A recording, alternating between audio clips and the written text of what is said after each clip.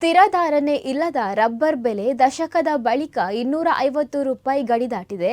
ಆದಾಗ್ಯೂ ಇಳುವರಿ ನಿರ್ವಹಣೆ ಖರ್ಚಿನ ಲೆಕ್ಕದಲ್ಲಿ ಧಾರಣೆ ಇನ್ನೂ ಹೆಚ್ಚಬೇಕು ಎನ್ನುತ್ತಾರೆ ಕೃಷಿಕರು.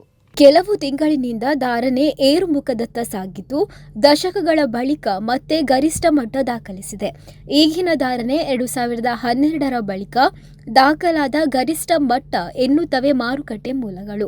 ರಬ್ಬರ್ ಖರೀದಿ ಕೇಂದ್ರಗಳಲ್ಲಿ ₹254 ಇದ್ದರೆ ಹೊರ ಮಾರುಕಟ್ಟೆಯಲ್ಲಿ ₹256 ತನಕ ಬೇಡಿಕೆ ಇತ್ತು. ಮೇ 12ರಂದು ರಬ್ಬರ್ ಗ್ರೇಡ್ ಗರಿಷ್ಠ ದರ ₹254 ಹಾಗೂ ರಬ್ಬರ್ ಸ್ಕ್ರ್ಯಾಪ್ ದರ ₹151ಗೆ ಏರಿಕೆಯಾಗಿದೆ. 2014, 15, 17, 18ರ ಧಾರಣೆಗೆ ಹೋಲಿಸಿದರೆ ಈ ಏರಿಕೆ ಗಮನಾರ್ಹ.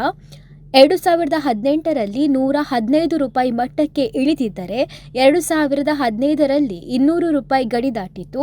2014ರಲ್ಲಿ ಅದು ₹245 ಆಸುಪಾಸಿನಲ್ಲಿತ್ತು. 2026ರಲ್ಲಿ ಮತ್ತೆ ಏರುಗತಿಯಲ್ಲಿರುವುದು ರೈತರಲ್ಲಿ ಹೊಸ ಆಶಾವಾದ ಮೂಡಿಸಿದೆ. 15 ದಿನಗಳಲ್ಲಿ ₹10 ಏರಿಕೆಯಾಗಿದ್ದು, 2026ರಲ್ಲಿ ಮೊದಲ ಬಾರಿಗೆ ಏರಿಕೆ ಸ್ಥಿರವಾಗಿದೆ ಎನ್ನುತ್ತದೆ ಮಾರುಕಟ್ಟೆ ಮೂಲಗಳು. ಹವಾಮಾನ ಅಸ್ಥಿರತೆಯಿಂದ ಇಳುವರಿ ವರ್ಷದಿಂದ ವರ್ಷಕ್ಕೆ ಕುಸಿಯುತ್ತಿದೆ. ದಕ್ಷಿಣ ಕನ್ನಡ ಜಿಲ್ಲೆಯಲ್ಲಿ ಹಿಂದೆ 6 ವರ್ಷಗಳಲ್ಲಿ ಹಾಲು ಸಿಗುತ್ತಿದ್ದರೆ ಈಗ 8-10 ವರ್ಷಗಳು ತಲುಪುತ್ತಿದೆ. ಕೇರಳದಲ್ಲಿ ರಬ್ಬರ್ ಮರಗಳ ಆಯುಷ್ಯ 32ರಿಂದ 40 ವರ್ಷ. ದಕ್ಷಿಣ ಕನ್ನಡದಲ್ಲಿ ಮರಗಳ ಆಯುಷ್ಯವು ಸರಾಸರಿ 20 ವರ್ಷಕ್ಕೆ ಇಳಿದಿದೆ. ಧಾರಣೆ ಏರಿದರೂ ಲಾಭ ಸಿಗುತ್ತಿಲ್ಲ ಎಂದು ಬೆಳೆಗಾರರ ಅಭಿಪ್ರಾಯ. ಇನ್ನೊಂದೆಡೆ ಉತ್ಪಾದನಾ ವೆಚ್ಚವೂ ಹೆಚ್ಚಾಗಿದೆ. 10 ವರ್ಷದ ಹಿಂದೆ ರಬ್ಬರ್ ಧಾರಣೆ ₹245 ಇದ್ದಾಗ ಒಂದು ಮರಕ್ಕೆ ಟ್ಯಾಪಿಂಗ್ ದರ ಸುಮಾರು 80 ಪೈಸೆ ಇದ್ದರೆ ಈಗ ಅದು ₹2.50 ದಾಟಿದೆ. ಹಾಗಾಗಿ ಉತ್ಪಾದನಾ ವೆಚ್ಚ ಹೆಚ್ಚಾಗಿ ಲಾಭಾಂಶ ಕಡಿಮೆಯಾಗುತ್ತಿದೆ ಎಂದು ಬೆಳೆಗಾರರ ಅಭಿಪ್ರಾಯ.